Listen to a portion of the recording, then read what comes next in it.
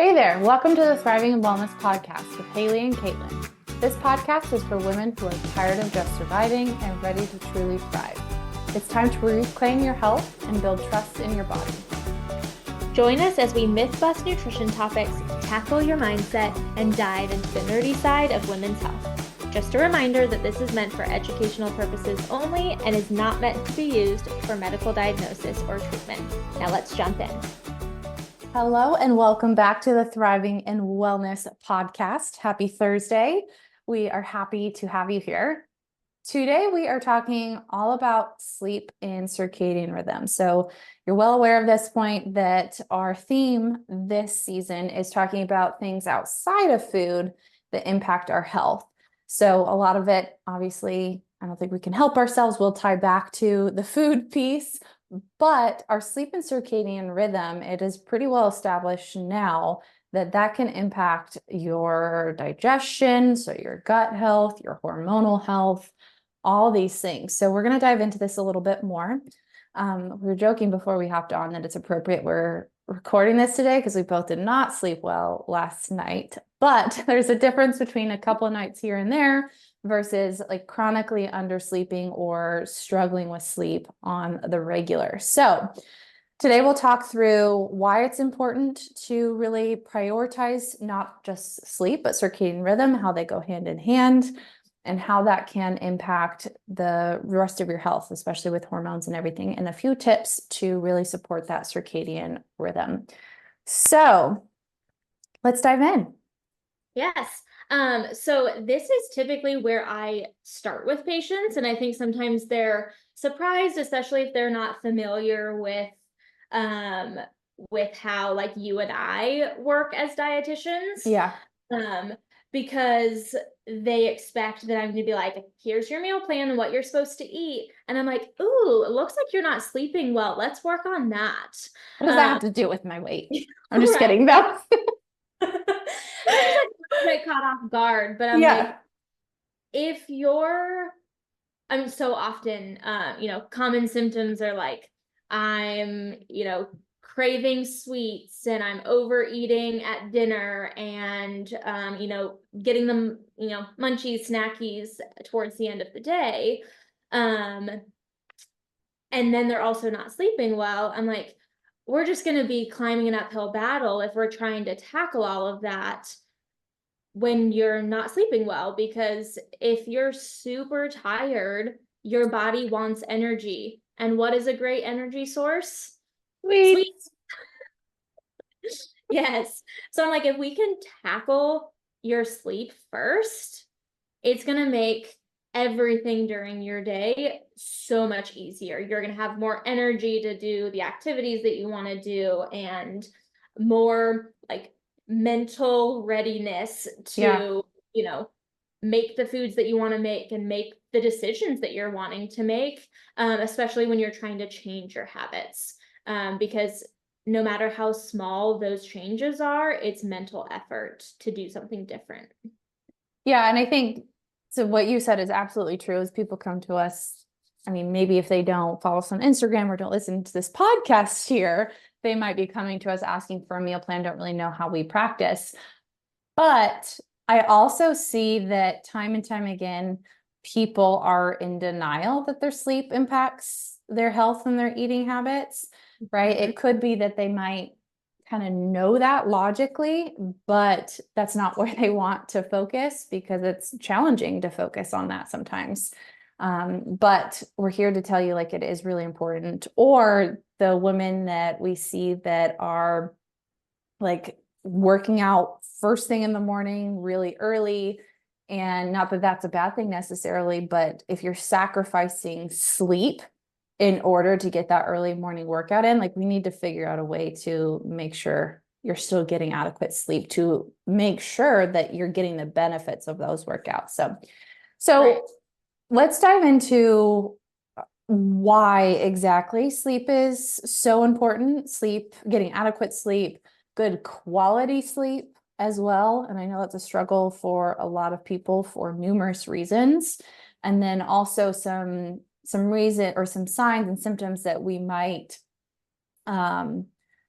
what am I trying to say here? Like symptoms of sleep disturbances that could indicate some other issues that maybe we need to work on that first to help with the sleep, if that makes sense.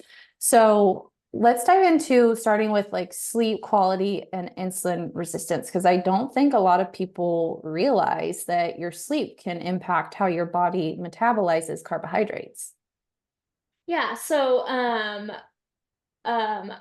there are like multiple different pieces to this. So like what I alluded to at the beginning was like if you're tired, your body is going to be like seeking out that energy, and you may not make as good of food choices as you want when you're exhausted. Mhm.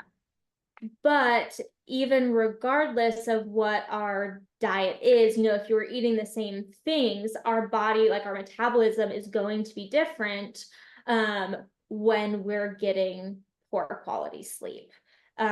So even if it's not, if you're like pushing through the tiredness and you're not relying on the sweets and the caffeine and all of that to get through your day, it Mhm. can still lead to more insulin resistance. Yeah, and say you have diabetes, or maybe even you don't have diabetes and you're monitoring your blood sugar, like you're wearing a continuous glucose monitor, and you have one day where you slept really well and you eat X, Y, and Z, but the next day you did not sleep well for whatever reason, and you eat the same thing, X, Y, and Z, and you're like, why the heck is my blood sugar through the roof today? Whereas yesterday I was totally fine. And I see that a lot with the people I work with diabetes, is they're so thrown off. They're like, I was fine yesterday when I ate this, and it's so confusing.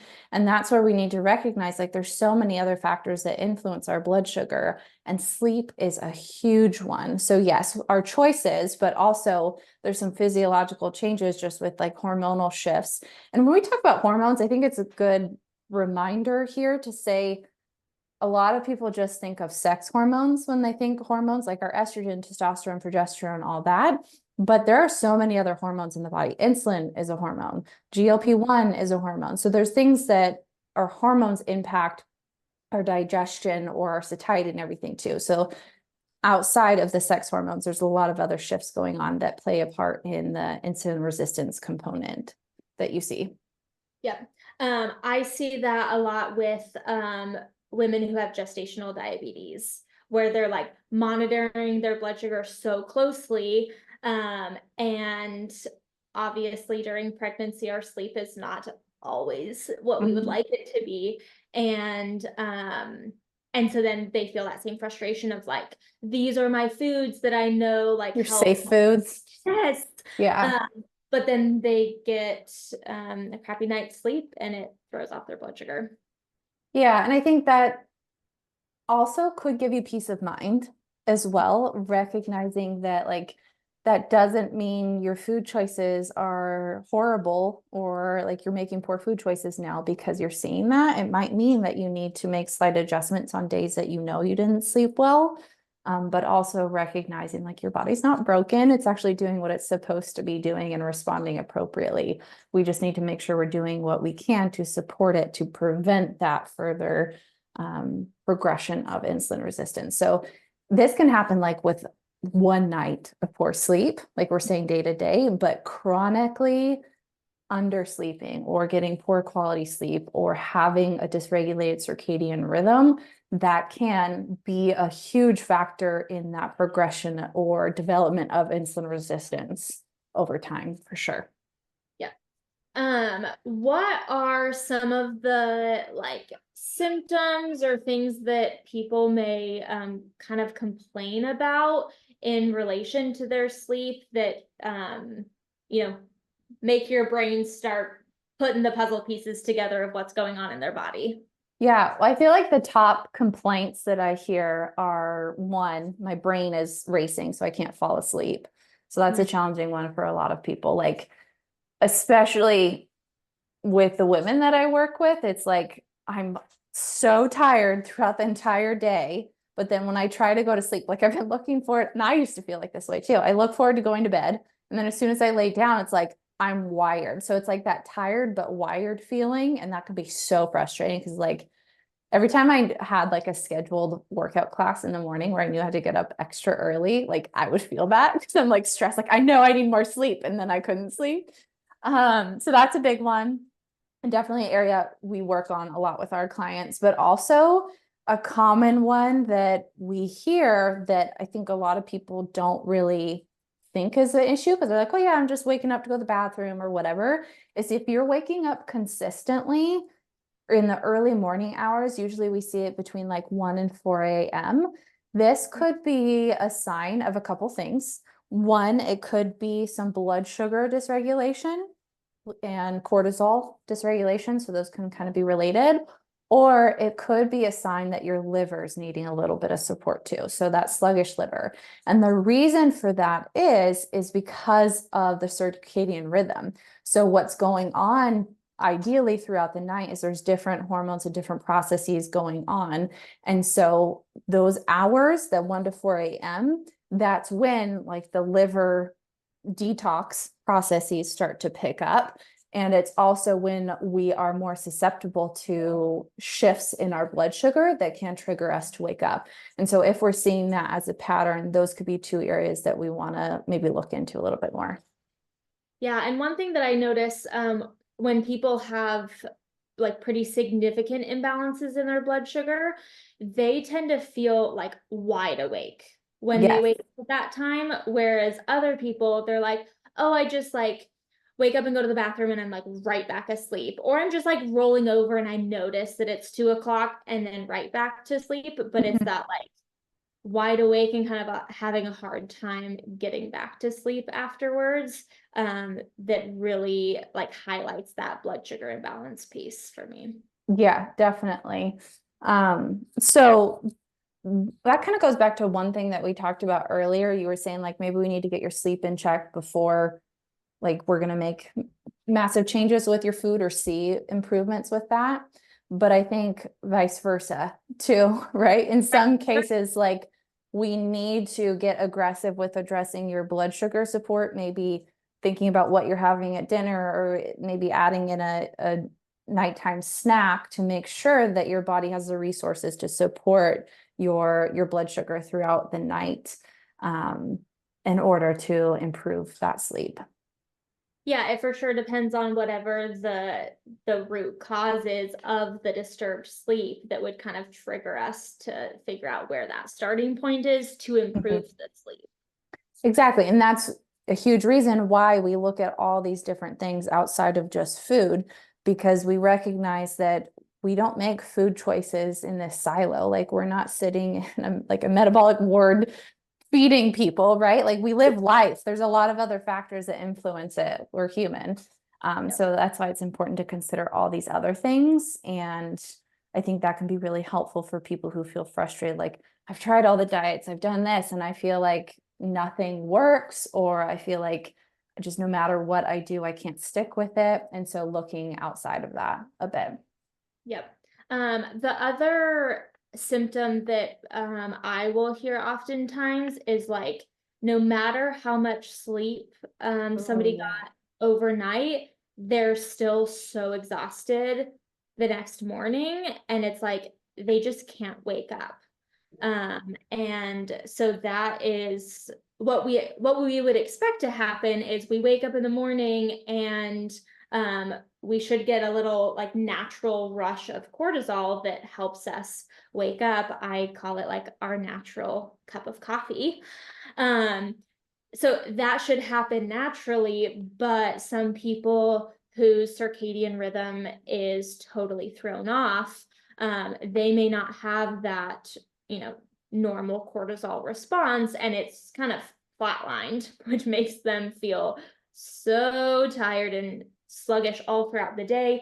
And sometimes they don't end up having that like tired but wired feeling. It's not like things are opposite. It's like there's just no good influx of cortisol that we want. And so then they're just always tired. Yeah, that's a big one. Um, I think it's important, since we're talking about this, I don't think a lot of our clientele maybe experiences, but I could be wrong. But I do see it in other jobs that I work or clinics that I've been in, is sleep apnea.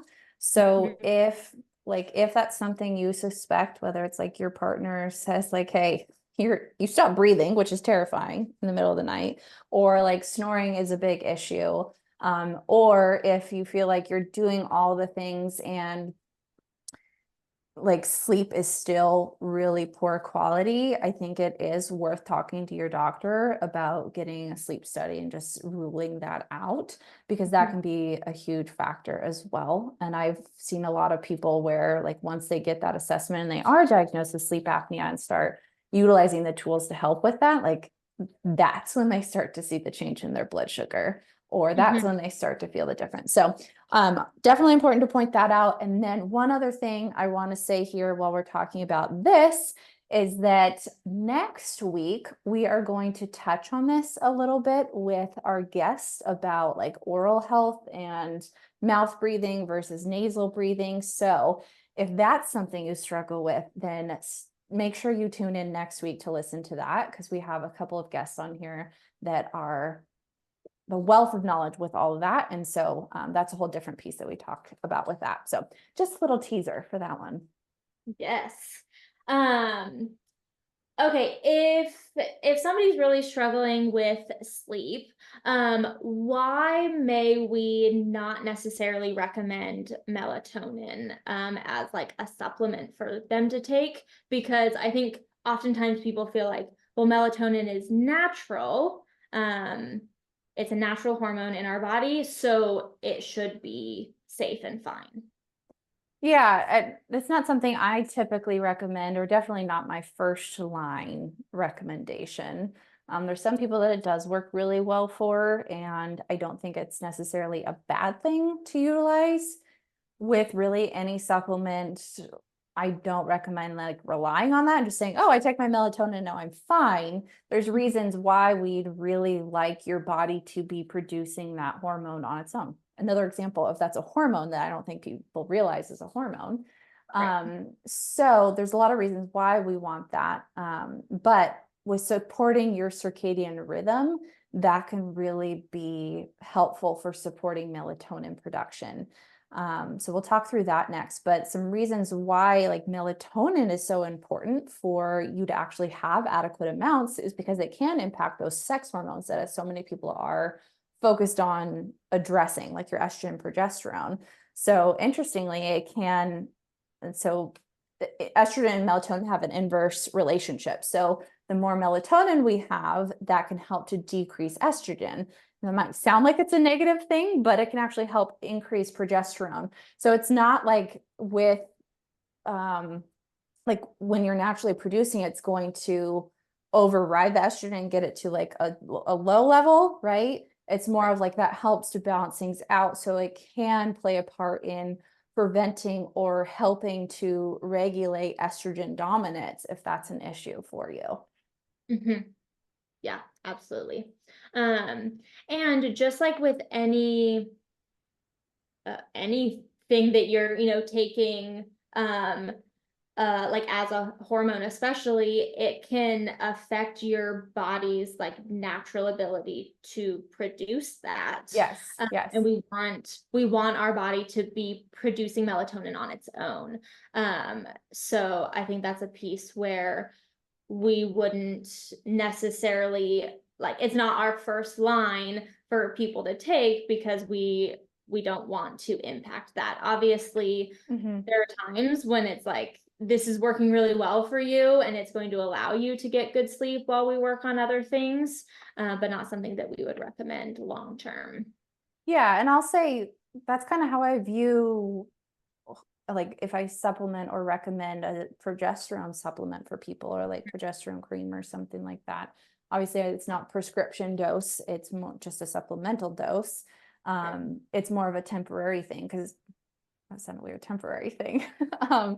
Because we always want to get back to the root of like, why is your body not producing adequate amounts? Of course, in perimenopause and menopause, that's a whole nother story. But if you're in your reproductive years, we want to always get to the root of why is your body not producing that. So, all right, let's jump into some tips. Unless there's anything else you wanted to add on that, let's jump in some tips to actually support your circadian rhythm, because we're all about taking action. Yes. So I always tell people whenever they're struggling with circadian rhythm, especially because I work with so many moms, treat yourself like you would a newborn. Like when Mhm. your baby was fresh out the gates and maybe had their days and nights mixed up. The things that we do for a newborn is what you want to do for yourself. So get them in sunlight during the day, like absolutely first thing in the morning. Get them out into that sunlight, but even during the day. Um, Mhm. Try to get as much sunshine as you can. And then on the flip side, once it's dark outside, dim your lights. Try not to use a lot of blue lights. Find a cutoff that works for you before you want to go to bed. But I mean, ideally, if you can have, 1 to 2 hours before you're going to bed without any of that screen time, that's going to really help support the natural melatonin production so that you can feel sleepy and be able to fall asleep in a reasonable amount of time, but then stay asleep through the night. Yes, yes. I will admit the screen time is something I struggle with personally, and I know a lot of other people do. Mhm. One tip there is if you're like, there is no way I'm giving up my scrolling or Yep. like my nighttime TV watching or whatever, there is that option to add in a like a blue light blocker glasses or something. There are a lot of apps on the phones and computers now if you are having to work late for some reason, that they kind of dim the screen and put more of like an amber filter on it. So not the best option, but still an improvement. And I think that's kind of what we're looking for here. Is like, what can you do that works for you? Yes, but also a little bit of like harsh reality. Um, I've had some interesting conversations this week about people that are like, I really think I'm addicted to scrolling. Oh, 100%. If you're scrolling at night, like we need to talk about that. But I don't know, maybe this is me just being like feeling attacked here, is I don't want to give up like watching my show at night. That's the only time I feel like I can watch it. But all right, go back to reality. We're all about reality checks.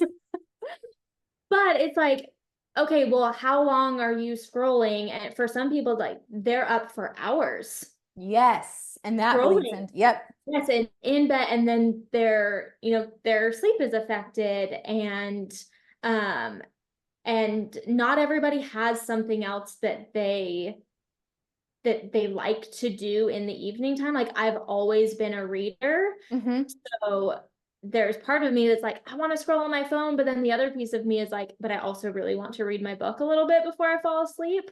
Yes. Um, so if you don't have something, I encourage you to just explore whether it's reading books or listening to a podcast or an audio book or Yes. whatever it may be, and kind of branch out from what you're used to. And it's not going to be as good as scrolling on your phone because that is so addictive.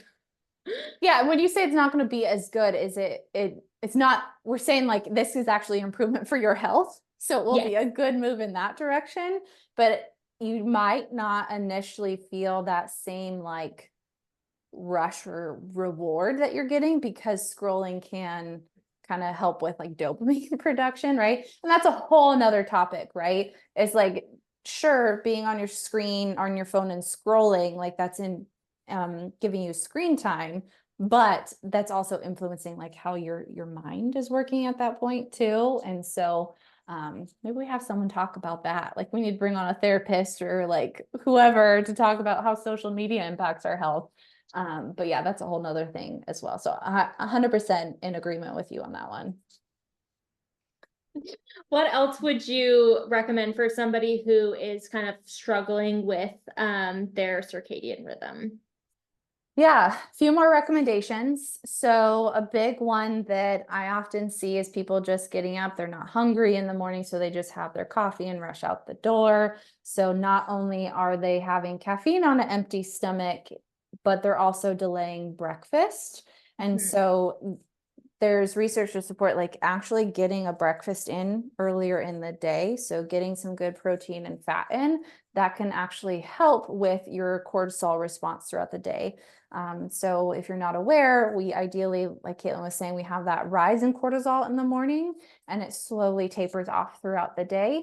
So when we do things like Dutch testing, we see a lot of people that's reversed. And so they're kind of feeling, that's where they feel that exhaustion throughout the day and that wired but tired at night, or they're just kind of depleted throughout the day, or it's chronically elevated. But that breakfast in the morning can not only help with the blood sugar piece, which actually relates to your cortisol, that can help with that rhythm there. So if that's something that you struggle with, you're like, I've never been a breakfast person, I'm not hungry, like start slow. You don't have to go like to Denny's and get a grand slam, but like eat a protein bar with your coffee to get started. Like maybe try a smoothie to get started.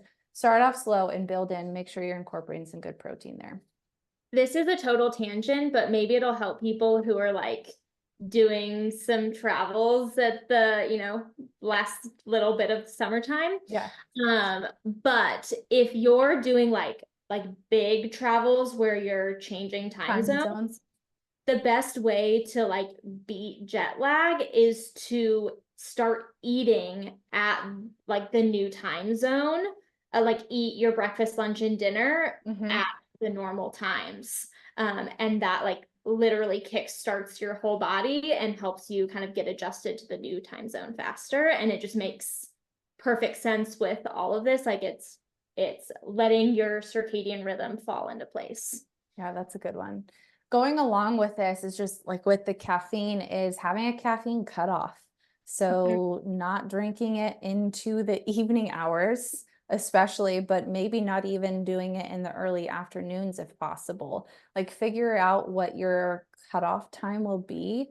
And there's so many people, and I know there are like, there's differences in like caffeine metabolizers. Some people are slow, some people are fast and all that.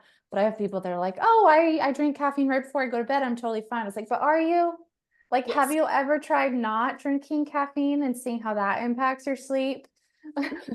So definitely maybe another reality check there is like, sure, you might feel that you're okay, but would it really hurt to switch to decaf at least, or work on just having that coffee earlier in the day?